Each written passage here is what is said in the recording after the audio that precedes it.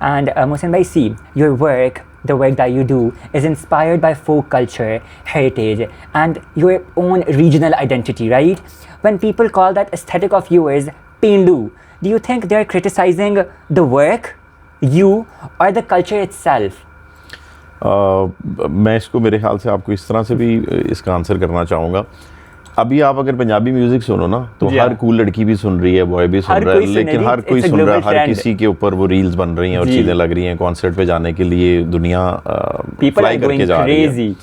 और at the same time अगर कोई बंदा, लड़की या लड़का पंजाबी बोल रहा है तो वो बिल्कुल कूल नहीं है और वो पेंडू है और वो ये सब चीज़ें उस पर भी। माय कंटेंट सर, तो अच्छी बात है, इसलिए माशाल्लाह you are doing good as well, ठीक है। तो कहीं ना कहीं पर मुझे लगता है कि ये चीज़ें भी आपकी अपनी पर्सनैलिटी को रिप्रेजेंट कर रही होती हैं कि आप चीज़ों को किस तरह से लेते हो। पंजाब के अंदर अगर आप देखा जाए तो इसी तरह के रंग, इसी तरह के कट, इसी तरह की चीज़ें होती हैं। ये सेम बात है कि आप किसी गांव के पंचायत के अंदर किसी को सूट बूट बना के वहाँ पे भेज दो तो वो वहाँ पर पेंडू लगेगा और मिसफिट लगेगा। एग्जैक्टली, ठीक है। तो इट्स जस्ट लाइक कि आप प्लेसमेंट पोजीशन किस तरह से चीज़ों को कर रहे हैं, coming from and which eye you are seeing it from. Yeah, that's what matters at the end of the day. Completely understandable. Now you have to complete this sentence. This is going to be a funny one. Pakistani fashion would be much better if we stopped doing dash. Fill in the blank. I guess Pakistani fashion would be much better if we did not stop. Yeah, I guess ये एक ज़्यादा इसका होगा कि ना कि ये कि बोले छापे ना मारे, ये ना करें, वो उस सबसे बेहतर है कि I personally feel like it's been long time कोई फैशन वीक्स नहीं हुआ या हो रहे को अच्छे या जिस तरह से होने चाहिए उस तरह से नहीं हो रहे हैं। अभी recently LFW happened, then BCW happened, and I was so amazed to look at that. But mostly like that was like a good change actually. Fashion community coming together, exploring fashion, talking about fashion. It was like a good chance and a good initiative taken. Credit where due. बहुत अच्छी बात है, होना शुरू है। लेकिन again वही बात है कि एक अभी फर्स्ट टाइम हुआ है, अभी ये रिपीट में आएगा, वो अपने आप को ठीक करेंगे। अभी तो मुझे ये भी बात लगती है कि मैं लास्ट एक फैशन वीक पे गया तो मैं यही सोच रहा था, कुछ लोग बोल रहे थे कि इस लाम फैशन वीक पे भी और बाकियों को भी ये मसला था वो मसला था। तो मैं हमेशा इस तरह से कहता हूँ कि यार जो कर रहे हैं प्रैक्टिस करने वाले भी तो लोग नहीं है ना। मतलब जो कंपनी उसको देख रही है प्रोडक्शन को या जो भी चीज़ें इसके अंदर इन्वॉल्व होती हैं, मतलब वो उन्होंने भी तो लास्ट टाइम शायद 10 साल पहले किया था। एग्जैक्टली, ठीक है। तो वो भी चीज़ें आपने देखनी है। मॉडल्स पे भी बहुत बात हुई।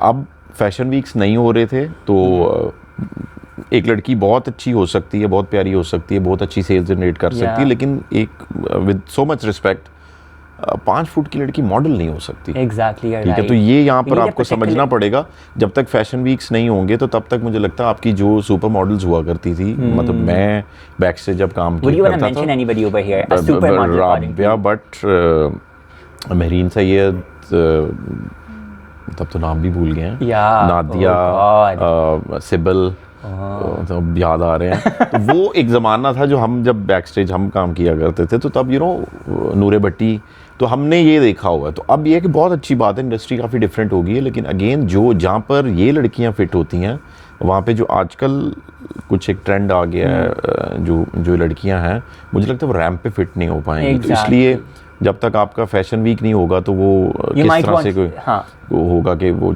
आप प्रैक्टिस नहीं करोगे, चीज़ें नहीं होंगी। मुझे याद है कि फैशन वीक आने से पहले जो मॉडल्स हैं वो सब डाइट कर रहे हैं, अपने एब्स बना रहे हैं, अपने आप को फिट कर रहे हैं। जिसकी वॉक अच्छी नहीं है वो अपनी वॉक इम्प्रूव कर रही है। जो भी रिक्वायरमेंट है, उनकी डिज़ाइनर्स अपनी कलेक्शंस पे काम कर रहे हैं। तो एक वो बड़ा एक मेले वाला, एक कंपटीशन वाला एक माहौल बन जाता था। हो जाता है बहुत। अभी तो मज़ा भी उसी चीज़ का आता है। मुझे याद पड़ता है कि जब मैंने पहला फैशन वीक किया तो मेरे फादर ने मुझे उसके बाद में क्वेश्चन किया था कि कौन जीता। तो मैं कहा नहीं अबू ऐसे नहीं होता। लेकिन स्टिल उनके एंड पे जवाब उनके ये था कि बेटा मैं ये नहीं पूछ रहा कि लाइक प्राइस किसको मिला, लेकिन एट द सेम टाइम पता चल जाता है कि लाइक रैंकिंग क्या है, क्या हो रहा है। तो वो उस पॉइंट ऑफ व्यू से मुझे आज भी आता है कि हाँ यार बात उन्होंने ठीक की थी। तो वो अगर आप भागे ही एक है, मैंने अकेले नहीं कलेक्शन निकाली है लेट्स सपोज, या मैंने अकेले नहीं सिर्फ शो किया, तो वो जैसा भी है वो फर्स्ट ही है। अभी माशाल्लाह कुछ डिज़ाइनर्स ने सोलो शोज भी किए हैं तो उन पे भी बातें हुई हैं, ये मसला था, वो मसला था, ये था, वो था। होते हैं। लेकिन मैं हमेशा यही बात बोलूँगा अभी भी doing your solo show? इंशाल्लाह 2027। पक्का we are looking forward to it. Promise. Done guys, we are gonna go there. इंशाल्लाह. तो वो ये बात है कि उसके अंदर भी फॉल्ट्स निकालते हैं, ये मसला था, ऐसे हो गया, वैसे हो गया, लेकिन अगेन आपको इस तरह से भी चीज़ों को लेना है कि यार जो भी ये लोग कर रहे हैं इन्होंने बहुत मेहनत किया, और इससे ऐसा नहीं है कि लाइक हो रहे थे, इतनी ज़्यादा लोगों की प्रैक्टिस है और इसने किसी हल्के बंदे से करवा ली। भाई टॉप ऑफ द लाइन भी कराओगे, उस बंदे की भी 10-12 साल से उसने ये काम नहीं किया है, तो कहीं ना कहीं कमी रहेगी। तो आपको अप्रिशिएट करना चाहिए ताकि वो दोबारा कर सकें और लोग भी उसमें आ सकें। बट मोहसिन भाई, आपको नहीं लगता है कि आजकल there is so much repetition and monotony in the fashion industry कि आप इधर देखते हो उधर देखते हो, भाई आप काम में डिफरेंशिएट ही नहीं कर पा रहे हो। मतलब like see, if I look at your work, the bright colors, the intricacy, मैं बता सकता हूँ जी this is M&R, but if I look at other designers ना, I get confused. मतलब I have to search कि ये क्या है क्या नहीं है। I guess this is so kind of you, बड़े से बाकी और डिज़ाइनर्स का भी पता चलता है माशाल्लाह। और लेकिन at the same time मुझे लगता है कि बहुत ज़्यादा इस वक्त फैशन और ट्रेंड से ज़्यादा हमारी ये रेस चल रही है कि सेल किसकी ज़्यादा है, क्योंकि फैशन ख़त्म हो ही जा रहा है। बट सॉरी टू से सब दुकानदार बनी जा रहे हैं, मेजॉरिटी की अगर आप बात करें इस वक्त ज़्यादातर अप्रोच ये होना शुरू हो गई है, कहीं ना कहीं पर यही बात है कि वो आपकी जब कलेक्शन आप डिज़ाइन कर रहे हो या वो अगर फैशन वीक पे नहीं जा रही है तो वो आप बनाई इस पॉइंट ऑफ व्यू से रहते हो कि क्या बिक रहा है, आपकी personal what's trending, basically trending या कस्टमर की क्या डिमांड है। exactly. कहीं ना कहीं पे वो जब क्रिएटिव बंदा जब कलेक्शन आप बना रहे हो, आपको पता है यार फैशन वीक पे मैंने रिप्रेजेंट करनी है, आप फोरकास्ट कर रहे हो, आपको ये पता है कि मेरे बाद में ये लाइनअप है, कहीं ना कहीं पे आप अपनी लिमिट्स को भी पुश करते हो। तो वो मुझे लगता है कि वो मिस हो रही है अभी। सब ये सोच रहे हैं ये बिक रहा है, ये बनाना शुरू कर लो। वो फर्शी शलवार आती है तो सारी कलेक्शन फोतगी की भी उसी पे बन रही है, शादी की भी उसी पे बन रही है, लॉन की भी उसी पे बन रही है। तो मुझे लगता है कि ये चीज़ इस वक्त जो आप बात कर रहे हो उसका Mohsin भाई, you have gone global, right? You are in New York, you are in London, you are in Karachi, Lahore and Gujranwala, but you are basically a Gujranwala boy, right? 100%.